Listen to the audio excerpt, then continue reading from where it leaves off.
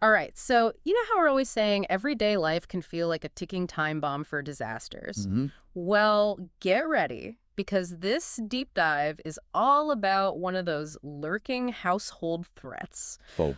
water damage. Hmm. You sent in some articles on how to handle it, Right. and let me tell you, Right. this goes way beyond grabbing a mop and bucket. It really does, yeah.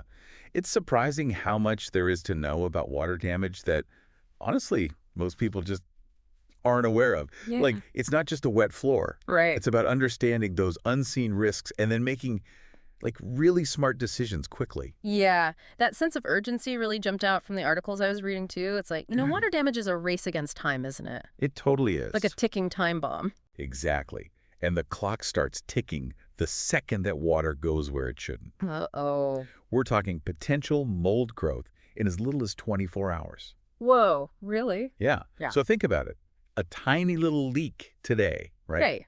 could balloon into this major headache by tomorrow. I know, I was blown away by that fact too, reading these articles. It's so easy to just focus on what we can see, right? Yeah. Like the soggy carpets, warped floors, that kind of thing. Exactly. The immediate stuff. But the articles really hammered home the unseen consequences, the stuff that's lurking behind the walls, Yes. under the floorboards, It's scary stuff. It's like, It is. it's insidious, you know what I mean? Insidious. Yeah, Yeah. exactly. The article cited experts saying that even a small leak, right, Okay. in a single day can create like the perfect environment for mold, Oh, mildew, even dry rot to take hold. wow.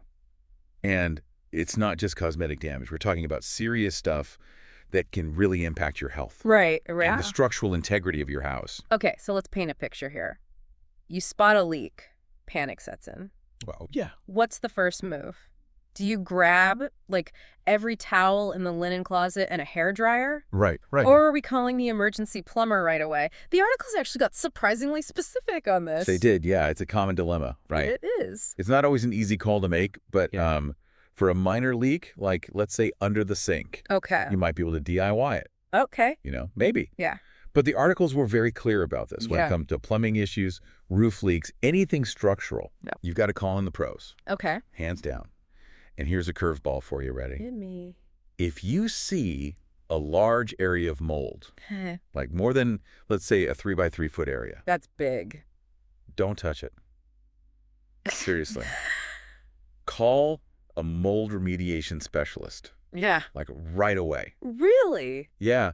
Apparently there are even like laws about that in some places. No way. Yeah, like in Florida, for instance. Wow, who knew? Right. It's a whole other world of regulations that we don't even think about. Right. It's like, I don't even know what I don't know. Exactly. Speaking of things we don't even think about, let's talk money. Oh, well. Because I don't know about you, but when it comes to home repairs, Yeah. one of my first thoughts is always, Yeah. oof, how much is this going to set me back? And the articles had some eye-opening figures on water damage, let me tell you. Oh, yeah. They weren't kidding around. The average repair cost, according to what I was reading, Yeah. falls somewhere between like $1,300 on the low end Yeah. to almost $6,000. Whoa. And get this.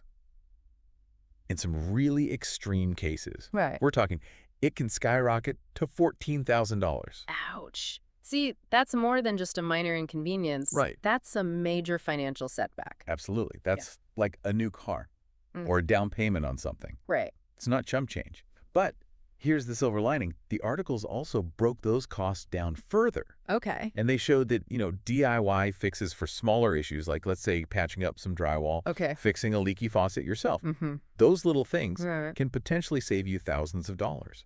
Okay, so there's a real incentive to learn some basic DIY. Right. Exactly. Not just to, save a few bucks here and there, Yeah. but potentially, like you're saying, thousands. Absolutely. Knowledge is power in these situations. It really is. But before we all go grabbing our toolboxes, Right. the articles also emphasize prevention, and I thought this was so interesting. Yes.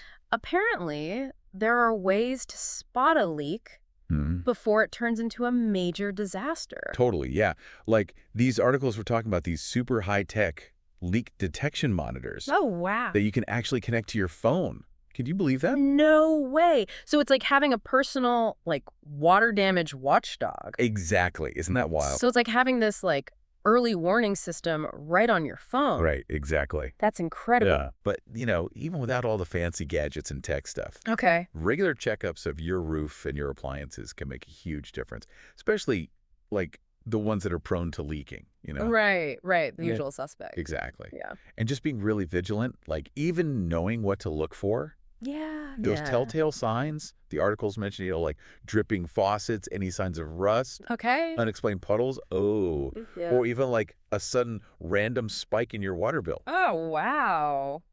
All of those could be like little red flags that there's a Yeah. hidden leak somewhere. Like a secret agent for water damage? That's wild. I always thought insurance would cover like everything, but Oh, no. after reading these articles, it sounds like you really need to read the fine print when it comes to water damage. Oh, 100%. Eh. It's so easy to just assume that like everything's covered, right? Right. And just shove your policy in a drawer and forget about it until Disaster strikes. exactly. Yeah. But the articles really stressed like knowing your policy before something bad happens can save you so much stress and honestly, potentially a lot of financial headaches later. So for those of us who might have, stashed our policy away and haven't looked at it in a while, what should we be looking for? What are the key things? So grab your homeowner's or renter's insurance policy. Yeah. I know, it's probably buried somewhere, but seriously, pull it out and just take a look at the section about water damage specifically. Oh, good. And, like, really pay attention to those little details, the ones we often just skip over. Things like coverage limits, deductibles, and then any exclusions, especially those. Exclusion. Yeah. What does that even mean? What kind of exclusions should people be looking out for? Well, for instance, some policies might cover, let's say, like a sudden burst pipe, right? Okay. But they might not cover that slow, gradual damage from a leaky faucet, Oh, wow. the one you've been meaning to fix. The one we all have. Exactly. Wow. Good to know. I have to say, I learned so much going through all of these articles with you. Yeah, it's interesting stuff. Who knew that water damage could be so fascinating and honestly a little terrifying all at the same time? Right. It really is. It's one of those things we just don't really think about until it's too late. But becoming aware of the risks and taking those preventative steps can really make a world of difference. Couldn't agree more. Well, this has been an incredibly informative deep dive, and a big thank you to you, expert speaker, for walking us through all of this. Of course. Happy to be here. And to you, our listener, we hope you feel a little more empowered to tackle any water woes that come your way.